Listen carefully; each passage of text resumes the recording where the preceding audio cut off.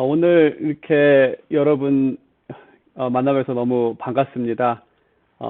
아무튼 앞으로 10주 동안 함께 그 여성 모임을 하면서 또 여러분께서 이 팬데믹 기간 중에도 하나님과의 관계가 더 깊어지고 또 그 말씀 안에서 소망을 찾고 또 지혜를 얻고 또 여러분의 신앙이 또 이 기간 가운데에도 성장하기를 바라는 마음입니다. 네, 그러면 제가 기도하고 이제 모임을 시작하도록 하겠습니다. 기도하겠습니다. 하나님 아버지 감사합니다. 주님께서 오늘 이 저녁 우리에게 이 저녁을 허락해 주셔서 주님의 말씀을 보게 하시고 또 기도하게 하시며 또 함께 또 그룹으로 나누어서 삶을 나누게 하시니 이러한 시간을 허락하신 하나님께 감사드립니다. 우리가 이 줌이라는 이 매체를 통해서 모임을 갖지만 주님께서 함께 하셔서 각자 지금 가정의 그 자리에서 하나님께 더 가까이 나아가는 또 그러한 경험을 하는 귀한 시간이 될 수 있도록 은혜 내리워 주시고 또 하나님의 말씀을 듣는 가운데 하늘의 지혜를 허락하시며 또 앞으로 우리가 어떻게 살아야 할지 또 하나님께서 그 지혜를 허락하시사 우리가 이 세상을 담대하게 살며 또 세상 앞에서 어떻게 말하고 또 어떻게 행동해야 하는지에 대한 지혜들을 얻어서 우리의 모든 삶의 부분이 하나님을 영화롭게 하며 그 안에서 즐거워하는 삶을 살 수 있도록 우리 모두에게 크신 은혜를 더하여 주시옵소서. 이 시간을 주님께 온전히 맡깁니다. 오늘 주님 은혜 가운데 함께 해주셨기만을 간절히 빌고 원하오며 살아계신 우리 주 예수 그리스도의 이름으로 기도드렸습니다. 아멘. 네, 제가 먼저 뮤트를 다 하겠습니다. 네, 오늘부터 저희가 함께 볼 말씀은 제가 사사기의 말씀을 정했습니다. 그래서 오늘은 사사기 3장 7절에서 11절까지의 말씀을 보도록 하겠습니다. 제가 화면에 띄워드릴 텐데요. 뭐 화면으로 보실 수 있는 분들은 화면으로 보셔도 될 것 같습니다. 네, 하나님의 말씀입니다. 이스라엘 자손이 여호와의 목전에 악을 행하여 자기들의 하나님 여호와를 잊어버리고 바알들과 아세라들을 섬긴지라. 여호와께서 이스라엘에게 진노하사 그들을 메소보다미아 왕 구산 리사다임의 손에 파셨으므로 이스라엘 자손이 구산 리사다임을 8년 동안 섬겼더니 이스라엘 자손이 여호와께 부르짖음에 여호와께서 이스라엘 자손을 위하여 한 구원자를 세워 그들을 구원하게 하시니 그는 곧 갈렙의 아우 그나스의 아들 운니엘이라. 여호와의 영이 그에게 임하셨으므로 그가 이스라엘의 사사가 되어 나가서 싸울 때에 여호와께서 메소보다미아 왕 구산 리사다임을 그의 손에 넘겨주심에 운니엘의 손이 구사 리사다임을 이기니라. 그 땅이 평온한 지 40년에 그나스의 아들 운니엘이 죽었더라. 아멘. 네, 우리가 오늘부터 사사기 말씀 6명의 주요 사사를 중심으로 함께 살펴볼 계획입니다. 사사기를 살펴보는 이유를 좀 설명을 해드린다면 우리가 우리 주 예수 그리스도를 믿을 때에 우리의 삶이 또 우리의 집이 막바로 천국으로 옮겨지는 것은 아닙니다. 여전히 이전과 동일한 장소 또 상황에서 신앙생활을 합니다. 그래서 때때로 우리의 이 새로운 삶은 현재 상황과 부딪히곤 합니다. 조금 극단적인 예를 든다면 그 캘리포니아와 같은 경우에 공교육에서 가르치는 인간의 성이라든지 또 결혼관이 일반적으로 따르는 도덕적 기준에도 미치지 못하기 때문에 어떤 이들은 사립학교를 자녀들을 보내기도 하고 기독교 사립학교 또 다른 이들은 홈스쿨을 시도하기도 합니다. 세상과 이렇게 분리시키기 위한 방법입니다. 교육적인 차원에서 이러한 조치가 필요하다고 생각합니다. 하지만 언제까지 세상과 분리된 우리만의 이 바운드리나 버블을 만들어서 생활할 수는 없습니다. 왜냐하면 주님의 뜻은 우리가 세상에 빛이 되기를 바라시기 때문이죠. 그러면 이러한 세상에서 우리가 어떻게 살아갈 것인가 라는 질문이 생깁니다. 우리가 우리의 신앙을 통해 우리가 누려야 할 참된 축복을 누리기 위해 이 질문에 우리는 답을 해야 하는데, 성경에서 그 답을 찾을 수가 있지만 무엇보다도 사사기 좀 암흑기와 같았던 그 시대에서 그 시대를 우리가 살펴보았을 때 우리가 지혜를 얻을 수 있지 않을까 생각합니다. 그래서 사사기에서 그러한 지혜를 얻기 원하는 마음으로 사사기 말씀을 정하게 되었습니다. 사사기의 그 앞부분을 짧게 말씀을 드리면, 첫 장에서 반복되는 단어는 이 쫓아내지 못했다는 것입니다. 여호수아가 가나안을 정복했지만 하나님의 백성인 이스라엘만 사는 환경을 만들지는 못했습니다. 그래서 세상의 유혹을 받는 우리와 비슷한 환경에 있습니다.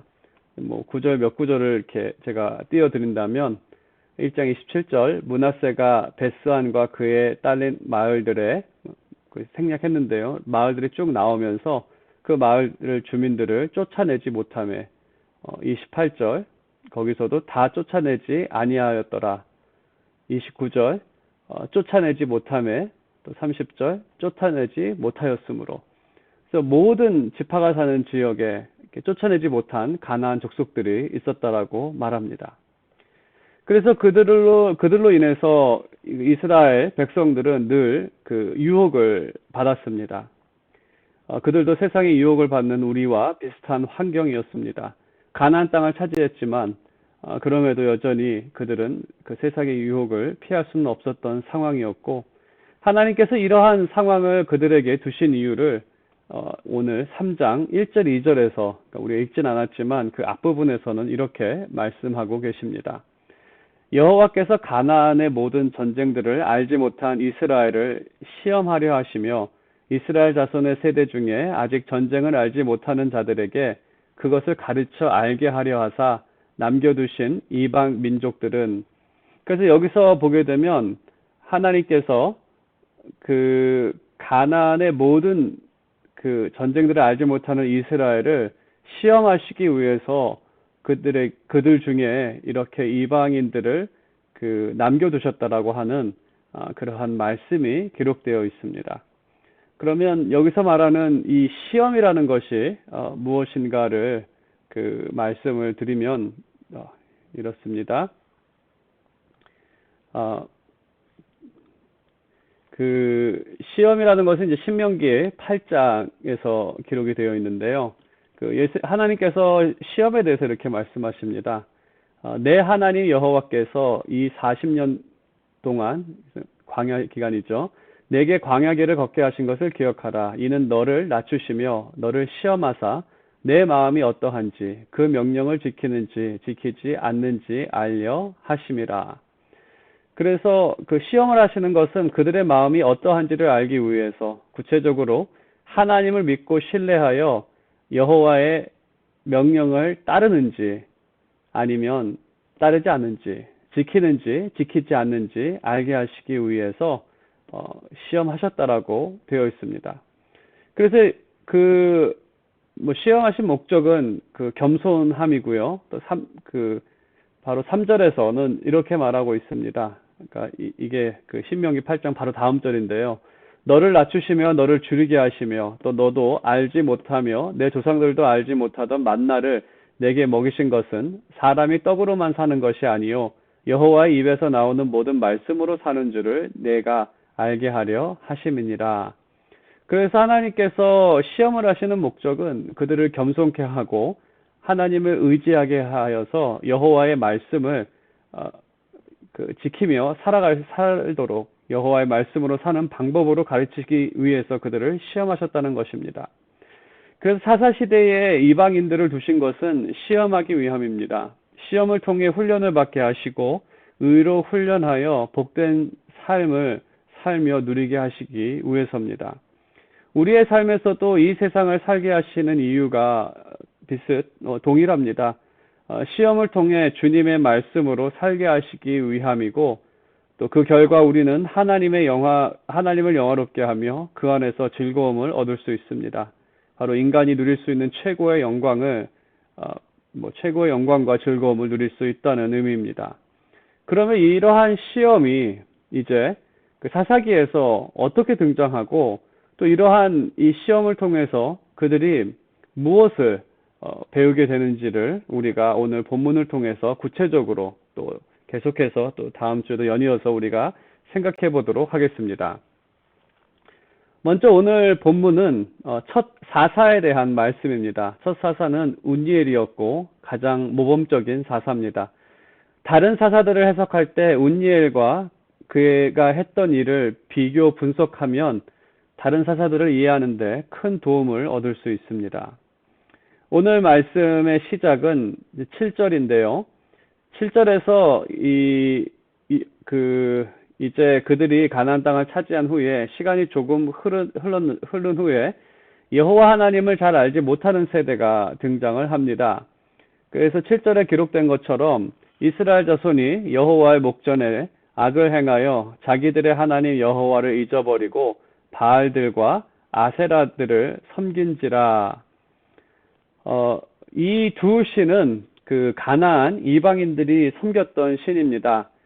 바알은 그 하늘의 신으로 여겨졌었고 그는 비를 내리는 신이었고, 아세라는 땅의 신으로서 어떤 풍요의 신이었습니다. 그래서 풍요라는 것은 곡식을 풍성하게 자라게 만들고 자녀를 잘 낳게 만든다는 그러한 신들이었습니다. 그래서 그 자녀를 잘 낳기 위해서 또 곡식을 잘 자라게 만들기 위해서 그들은 바알과 아세라를 섬겼습니다. 그들이 섬겼다는 것은 여호와를 버렸다는 의미는 아닙니다. 당시 모든 사람들은 다신주의였습니다. 많은 신들을 섬겼고 여호와 하나님은 버리지 않았지만 대신에 이 다른 신들을 자신의 그 섬길 신 목록에 넣었다는 것입니다. 그래서 더 많은 신을 섬기면 더 좋다고 생각했습니다. 그 비의 신을 하면 적절하게 비가 내리고, 또 땅의 신, 풍요의 신을 섬기면 땅에서 많은 것이 자라고 자녀가 많이 태어나고, 거기에 여호와 하나님까지 나한테 축복을 준다면 3배의 축복을 받을 수 있다라고 그렇게 그들은 생각을 했습니다. 우리 현대인들에게도 많은 우상이 있습니다. 당연히 우리 이 시대를 살아가는 사람들은 그 우상에 바알이나 아세라라는 이름을 붙이지는 않지만 그들이 풍요한 삶으로 인도한다고 생각하는 그러한 것들이 있습니다. 대표적으로 재물이 많으면 풍요한 삶을 살 수 있다라고, 건강하면 풍요한 삶을 살 수 있다고 하는, 또 재능이라든지 자녀, 가정 등이 풍요한 삶을 주고 또 어려울 때 나를 도울 것이란 믿음을 가지고 있습니다. 그래서 이러한 것들이 많으면 많을수록 좋다고 생각합니다.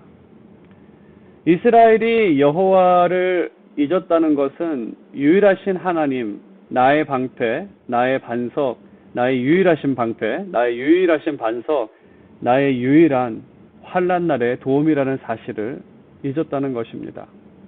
사실 우리가 그러한 것을 놓고 생각해 보았을 때, 또 우리가 갖고 있는 걸 놓고 생각해 보았을 때, 그들이 갖고 있는 풍요, 재물, 자녀, 이러한 모든 것들은 사실 하나님께서 주신 것입니다. 하지만 하나님보다 그 선물을 더 중요하게 생각했다는 것입니다. 그래서 그 이스라엘의 어리석음은 이러한 것을 더 얻기 위해 세상의 방법을 동원했다는 것입니다. 자녀를 위해, 또 재물을 위해. 두 신이 참, 이 재물과 자녀가 그 당시에도 상당히 중요한 것이었는데, 그래서 이 재물과 자녀를 통해 풍요로움을 얻기 위해서 그들이 세상의 방법을 동원했는데, 당시 세상의 방법이라고 한다면 우상을 섬기는 것이었습니다. 그래서 세상의 방법을 동원하기 위해 하나님의 말씀을 지키지 않았다는 것이죠. 하나님의 말씀을 어기고 바알과 아세라란 우상을 그들은 섬겼던 것입니다.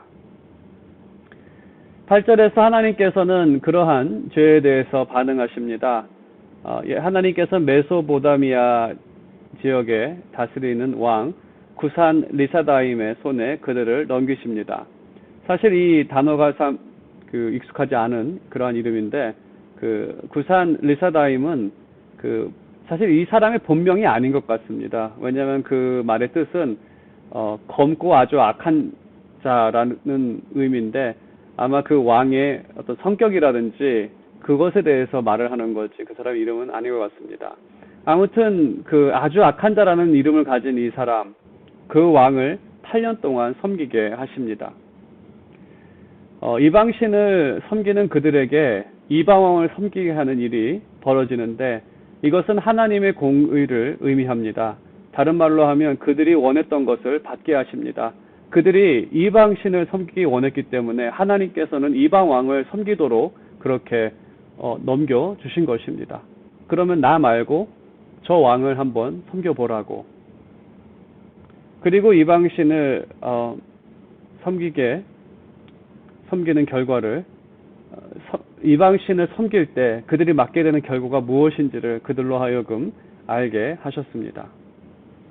사실 이러한 모습을 모습을 놓고 좀 우리를 생각해 볼 때에, 재물과 자녀를 우상으로 섬긴다는 것, 그 우상으로 섬길 때 이 찾아오는 것이 무엇인가? 우선 걱정입니다. 그것이 우상이 될 때는 그것이 걱정이 되는 거죠. 걱정이 된다는 것은 마음과 삶이 그 우상에게 붙잡히게 된다는 것입니다. 사실 재물이나 자녀 그 자체가 문제는 아닙니다. 하나님의 선물이기 때문에 우리가 하나님께 감사드려야 할 그러한 이유들입니다. 하지만 때로는 그것을 대하는 우리의 마음이, 그것을 우상처럼 대하는 우리의 마음이 문제라는 것이죠. 하나님께서 주신 것임을 인정하지 않고 마치 재물과 자녀가 있으면 우리의 삶이 보장될 거라고 생각하고, 또 그것이 재물이라든지 자녀 이러한 것이 잘 해결되지 않을 때 걱정하는, 왜냐하면 하나님께서 나의 유일하신 방패시고 환난 날에 유일하신 도움이라고 믿는다라고 한다면 사실 이러한 것이 걱정이 되면 안 되는 부분이지만, 그 하나님을 온전히 섬기지 못한다면 이러한 부분들을 통해서 우리에게 다가오는 것은 먼저 걱정이라는 것입니다. 그들은 8년 동안 이제 이방 왕을 섬기면서 너무나 힘든 상황에 처하게 되었을 때 이스라엘은 여호와께 부르짖게 됩니다. 9절에 이스라엘 자손이 여호와께 부르짖음에, 여기서 부르짖었다는 것은 회개했다는 의미는 아닙니다. 그들이 호소할 데가 없어서 이방 왕한테 아무리 자신들의 일을 하소연을 해도, 이방 신에게 아무리 그들이 우리 아프다 힘들다 도와달라 해도 이방 왕이나 이방 신들은 그들을 들어주지 않았습니다. 그들이 정말로 호소할 데가 없었을 때 이스라엘 하나님께 나아가 그들이 하나님을 부르짖습니다. 하나님께서는 그들을 구원할 만한 이유도 없었고 그들이 구원받을 만한 이유도 없었지만, 하나님께서는 자신의 사랑을 따라 긍휼을 베풀어 주십니다. 그리고 하나님께서는 여기 9절에 운니엘을 구원자로 세우시고 그를 통해 이스라엘을 구원하십니다. 그들이 구원받은 근본적인 이유는 하나님의 사랑입니다. 그 사랑이 긍휼과 구원으로 나타났습니다. 하나님의 사랑은 공의와 반대되는 결과를 맞게 됩니다. 하나님의 공의는 죄인인 이스라엘을 이방왕에게 넘겨진 결과로 나타났는데, 하나님의 사랑은 이방왕을 운니엘의 손을 통해 이스라엘에게 넘겨지는, 이게 이렇게 누구에게 누구에게 줬다라고 이 두 개가 좀 이렇게 평행돼서 기록이 되어 있습니다.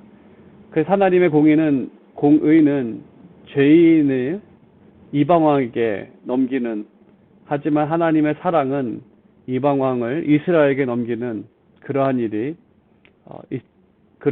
그렇게 결과됐다라고 성경은 말하고 있습니다. 이 모습에서 우리는 예수 그리스도 또 우리의 구원을 한번 묵상해 보게 됩니다. 하나님의 공의는 죄인에게 그들이 받아야 할 죄값을 치르게 하셨지만, 하나님의 사랑은 의인인 그리스도로 하여금 죄값을 치르게 하셨다라는 이 반대되는 결과. 그래서 핵심은 하나님의 사랑이 자격 없는 죄인에게 구원이 되었다는 것입니다. 그리고 11절 마지막에 있는 기록처럼 이스라엘은 40년 동안 평안을 얻게 됩니다. 40년은 그 한 세대를 의미하는데, 그 운니엘의 세대는 운니엘로 인해서 평안을 얻게 됩니다. 그래서 우리는 그리스도로 인해 영원한 평안을 기대할 수 있습니다. 왜냐하면 그는 부활하시어 영원하신 구원자, 왕으로 계시기 때문에, 그리스도의 세대는 영원하기 때문에 그 영원한 그 평안을 기대할 수가 있는 것이죠. 그들이 하나님의 구원을 받은 이유는 하나님의 사랑이었다라고 말씀을 드렸습니다. 사실 그들의 선조들도 동일한 하나님의 사랑으로 가나안 땅을 차지했습니다. 그 선조들도 시험에 실패했지만 하나님께 불평하고 때로는 반란을 일으키고 참 많은 실패들을 저질렀지만, 하나님의 사랑은 모세를 통한 구원, 애굽에서 구원하셨고 광야에서 보호하셨고 여호수아를 통한 승리로 나타났습니다. 그 결과 그들은 젖과 꿀이 흐르는 가나안 땅을 얻게 되었습니다. 이러한 사실을 잃어버렸던 운니의 시대 사람들, 그 사람들도 하나님의 시험에, 또 이 시험에 실패했습니다. 그들이 이 시험에 실패했을 때 하나님께서 주신 자유와 가나안 땅의 축복을 빼앗겼지만, 하나님의 사랑은 회복과 평안한 삶이 되었습니다. 결과적으로 그들이 배우게 된 것은 나의 삶이 하나님의 은혜였다는 것입니다. 바알이 비를 내려서 아세라가 풍요한 땅을 주어서가 아니라 하나님의 은혜로 사는 삶이라는 것을 배운 것입니다. 그래서 하나님의 은혜와 하나님께서 주신 새로운 삶을 귀하게 여기게 된 것입니다. 그들이 배운 것은 우리가 바알과 아세라에게 백날 빌어봤지만 결국 우리에게 돌아온 것은 8년간 종살이를 하는 것밖에 돌아온 것이 없고 다 빼앗긴 것밖에 없었다라고. 하지만 하나님의 은혜가 우리를 살렸다라고 하는, 그래서 하나님의 은혜가 귀하고 또 하나님께서 주신 이 가나안 땅, 하나님께서 은혜로 주신 이 모든 것들이 귀하다는 것을 그들이 깨닫게 된 것입니다. 이러한 은혜는 하나님을 신뢰하게 만듭니다. 하나님을 신뢰하게 되었을 때에 하나님의 말씀을 의지하며 지키게 됩니다. 그 신뢰와 이 지키는 게 연결이 되어 있다는 것에 대해서 한 예를 들어서 말씀을 드린다면, 전에 그 농구 선수로 유명한 그 마이클 조르던이, 전에도 한번 제가 설교 때 소개한 것 같은데, 마이클 조르던이 그 배터리 광고를 한 적이 있습니다. 레이어백이라는 그 인류 배터리가 되지 못하는, 보통 드라셀하고 에너자이저를 최고급 배터리라고 생각을 하는데 거기에 끼지 못하는 레이어백이라는 그 배터리 광고를 마이클 조르단이 선전을 했고, 마이클 조르단이 했던 말은 드라셀이나 에너자이저만큼 이 배터리도 좋다라는 아주 단순한 한마디였습니다. 그리고 그 한마디로 인해서 이 배터리는 어마어마하게 매상을 올리게 됩니다. 그럼 많은 이 구매자들이 마이클 조르단의 말을 따라서 구입한 이유가 무엇입니까? 마이클 조르단은 배터리에 대해서 전문가도 아닙니다. 많은 사람들이 그의 말을 믿고 따랐던 이유는 마이클 조르단을 믿었기 때문입니다. 믿었기 때문에 그의 말을 따르게 된 것이죠. 하나님을 신뢰한다면 그의 말씀을 의지하며 따르게 됩니다. 그래서 그들은 하나님께서 받은 은혜로 인해서 하나님을 신뢰하게 되고, 하나님은 이러한 분이시구나, 나를 위하시는 분이시고 우리의 기도를 들으시는 분이구나라는 그 은혜를 받게 되었을 때 하나님의 말씀을 의지하고 따르게 됩니다. 그리고 그들이 가나안 땅을 다시 찾게 되었을 때 그 삶의 귀함을 알게 되었고, 이것이 참 귀한 삶이었구나라는 것을, 그래서 놓치지 않기 위해 그들은 말씀에 더 귀를 기울이고 신중하게 살아갈 것이다라고 우리가 생각해 볼 수 있습니다. 우리가 이 세상을 살면서도 우리도 시험을 받을 때가 있습니다.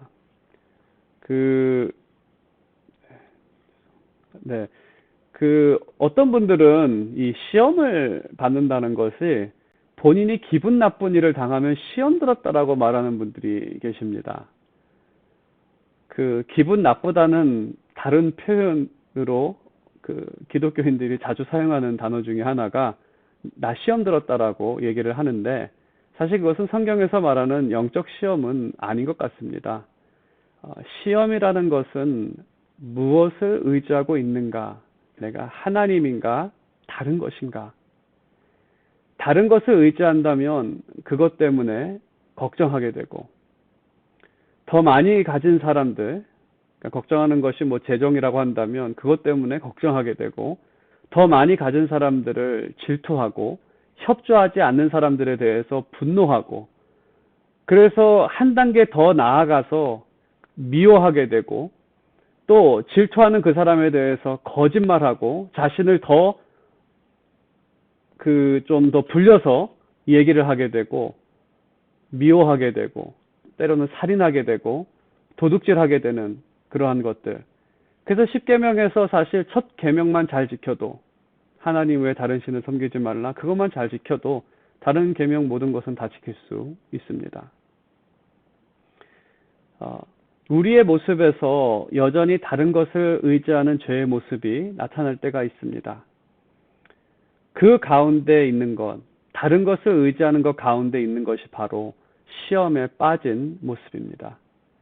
우울증, 분노, 질투, 밤에 잠을 못 자는 걱정. 성경은 우리의 그러한 모습을 보게 하고, 성경은 거울과 같은 역할을 합니다. 우리의 모습을 보게 합니다. 그리고 성령께서 그 모습을 보이시면서 우리를 질책하십니다. 그러한 상황에서 성령께서 보이신 진실은 우리의 영혼을 낙심하게 하지만, 성령의 사역이 거기서 끝나지는 않습니다. 우리에게 십자가를 보이시면서 너가 그랬기 때문에 그리스도께서 너를 위해 십자가를 지셨다라는 복음의 메시지를 듣게 하시고, 그 메시지를 듣고 깨닫게 하십니다. 내가 이렇게 부족했기 때문에 그리스도께서 나에게 은혜를 베푸사 이러한 구원을 베푸셨구나 하는, 그래서 죄인이 받은 은혜를 통해 하나님의 은혜와 그 사랑을 알아가게 하십니다. 죄의 모습이 나타나면 나타날수록 그리스도로 인한 은혜는 더 깊어져 가며 날마다 그 사랑은 더 깊어져 갑니다. 그래서 그 결과 하나님께서 베푸신 은혜를 귀하게 여깁니다. 참 하나님께서 너무나 큰 은혜를 나에게 베푸셨다고, 그 은혜가 하나님을 신뢰하게 합니다. 이렇게까지 나를 사랑하시는 하나님, 이렇게까지 나에게 은혜를 주신 하나님, 그 하나님은 믿을 만한 분이라고, 그 믿음이 결국 하나님의 말씀을 따라 살아가게 만드는 그러한 동기가 되고 힘이 됩니다. 그리스도를 통해 얻게 된 구원은 또한 이 새로운 삶이 우리에게 주어졌는데, 그 새로운 삶이 귀하다는 것 또한 알게 됩니다. 기쁨이라는 것을 알게 되고, 더 이상 이 기쁨을 놓치지 않기 위해서 말씀에 신중하게 되고 우리가 말씀을 따라가는 그러한 변화가 생기는 것이죠. 결국 성령께서 우리의 신앙의 과정 가운데에서 율법과 복음으로 우리의 죄를, 너가 원래 이런 사람이다라고 말씀을 해주시기도 하지만, 그러한 사람에게 베풀어 주신 그 크신 은혜 또한 우리에게 말씀해 주신다는 것입니다. 오늘 말씀의 결론을 맺는다면, 시험이라는 것은 하나님 신뢰에 대한 여부입니다. 더 큰 시험은 이렇게 묻게 되는 거죠. 너가 이러한 상황인데도 하나님을 신뢰할래? 너가 이렇게 힘든데도 하나님을 신뢰할래? 그래서 욥이 받았던 것이 바로 시험이죠.